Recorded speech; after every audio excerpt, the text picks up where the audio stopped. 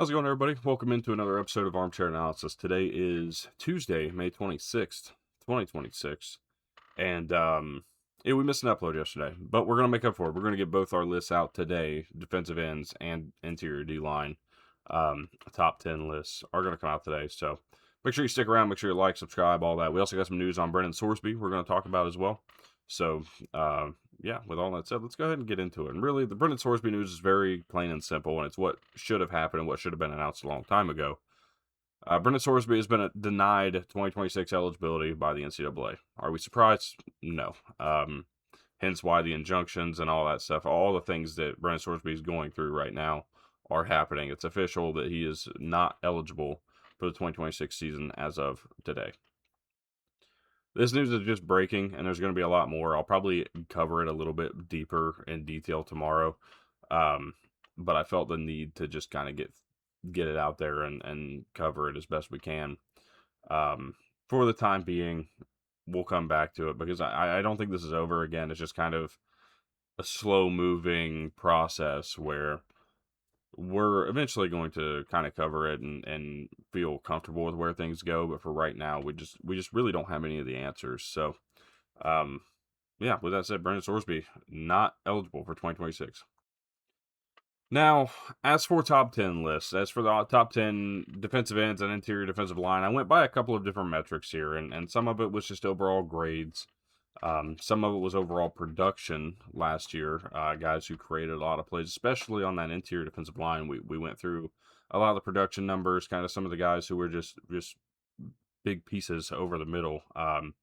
As for defensive ends and edge rushers, they kind of got thrown in together, and we'll cover some of that as well. Some of the guys who we think are going to make the biggest impact, storylines throughout that. So, with all that said, let's go ahead and talk about it. Top 10 edge rushers on your screen now.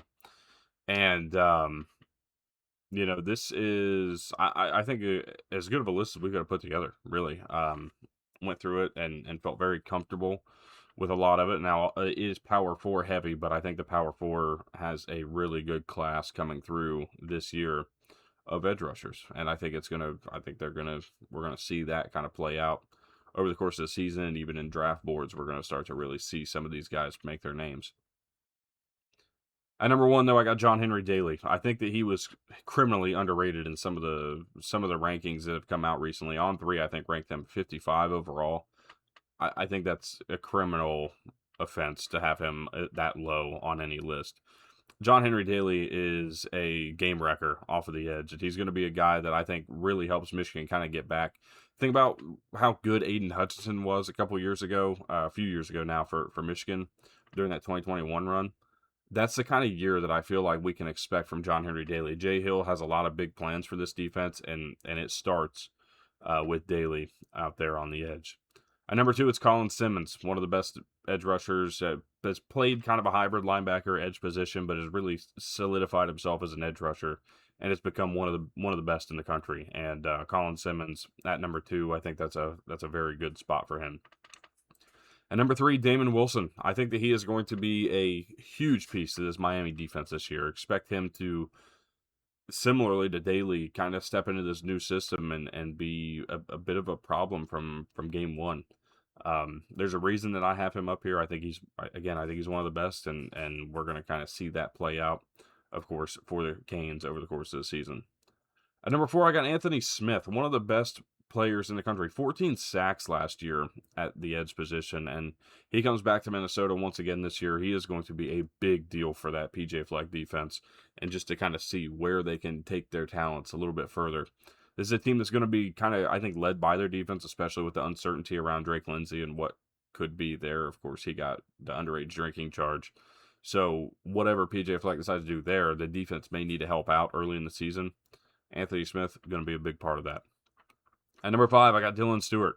Not the best year last year, but injuries kind of were the story of the season last year for him. He ended up getting hurt in the Oklahoma game, and I felt like he never really looked 100% from there. Coming back this year, I think it's going to be a very big deal for him in the South Carolina defense. I expect some big things from them.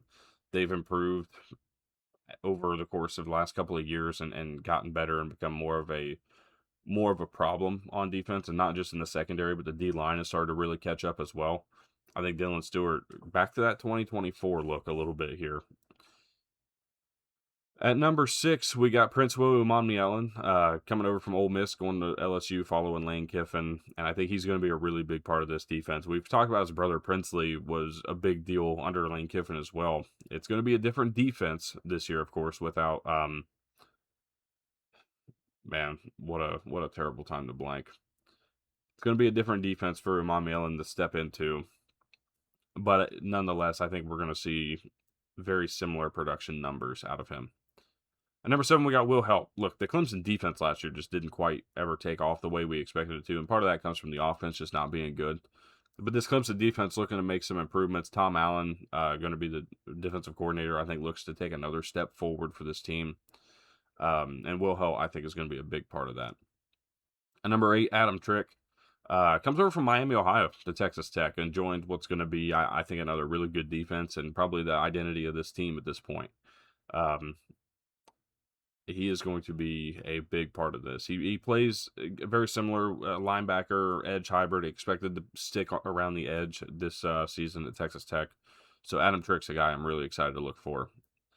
Kleb Lubin was solid last year for Louisville, and I think he's going to continue to improve over the course of time. Had to take a little bit of time to adjust to the Power 4 level, but once he did, he started to become a big part of that Louisville defense. Expect similar here from the number 9 ranked edge rusher. And at number 10, we got Mateo Uiagalelei. Of course, there is no reason not to believe that he is going to continue to improve his craft. He's going to be a problem. He was last year at times. He had his moments, and then he kind of stepped back. This is more of a prediction that he is going to take another step forward this year, rather than a prediction that he'll remain the same. So that is my top 10 edge rushers going into the 2026 season. One of the other guys I came across that I was really excited about, and I'm going to talk more about them when we get to this team, but Langston Hardy of Wake Forest, I think, is going to be a guy who takes a big step forward. 9 sacks last year for the Demon Deacons defense, and expect some big things. He had a hand injury this spring. He was slated for just 2 weeks of recovery over the course of the summer and getting into the winter. I think he is going to fit and continue to be that leader in the Scotty Hazelton system for the Wake Forest Demon Deacons. So expect that a little bit going forward, kind of as a storyline to watch. But those were my 11 that I had in consideration for the top 10. Going on to interior defensive line, I'll pull the list up, and it's going to be led by Texas Tech defensive tackle A.J. Holmes. He's the highest graded Power 4 defensive tackle in college football. And for rightful reason. He is going to be a big part of this team once again. At number 2, Will Eccles stayed at Ole Miss and stays under Pete Golding. And I really expect more of the same from him. He was an absolute dog, maybe, on the interior of that defensive line. Takes up a lot of space. And when he can do that, but also create the pass rushing numbers that he created, and obviously, as an interior defensive lineman, you're not expected to be a huge, big-time pass rusher, but Eccles was good at getting to the backfield, both in run fits and in pass rush. I think he's going to be another big part of this team, and what, again, Pete Golding did a great job maintaining this roster and keeping it relatively together. I expect Eccles to be another big part of it, and kind of maintain that production that he had last year. At number 3, I got Talon Carter coming over from Jacksonville State, going to Vandy. I think he's going to fit into the middle of this D-line very well as well. Look, there are very few things that I trust more than Clark Lea and making the right decisions in terms of bringing players in and talent acquisition. So Vandy's got a good one in Talon Carter. At number 4, Tyreek Tucker returns for Indiana. Was a big part of that defense last year, and was another guy like Will Eccles who was able to create things in the pass rush, but also was just a really good guy to fill the gaps up the middle. Tyreek Tucker is going to be another guy we watch and should jump up draft boards this season. At number 5, David Stone of Oklahoma kind of I guess didn't really get talked about enough last year just because Oklahoma wasn't in the spotlight as much as they probably should have been. He's going to be talked about a lot this year. I think David Stone, I have an argument for him to be number 1 but I'm not going that route just because I think that there's still room for him to improve. I think there's still places where he can be better in his game. I think part of that is the pass rush. However, David Stone is going to be one of the best defensive tackles in college football this year.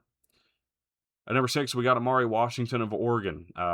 Just going to be, I think this is going to be a really great defensive line this year for Oregon. And Amari Washington, Mateo Uiagalelei, they've got other names in there that are gonna step up. Oregon's defensive line is going to be very good.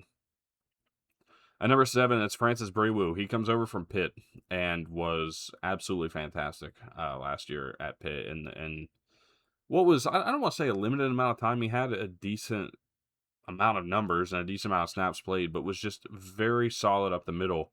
I think that gaining some weight, putting more muscle on over the course of this offseason, joining that Notre Dame staff, I think that only gets better. So Francis Brewu was a guy I'm excited for.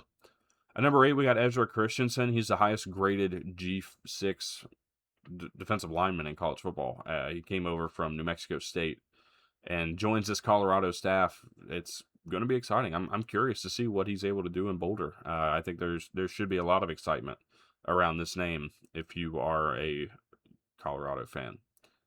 At number 9, it's Alex Van Sumer, and last year at Michigan State was fantastic at on the defensive line, and I think he's going to join this USC defensive group. And while they don't have Danton Lynn as the defensive coordinator anymore, I think the steps are going to continue to go forward for this USC defense.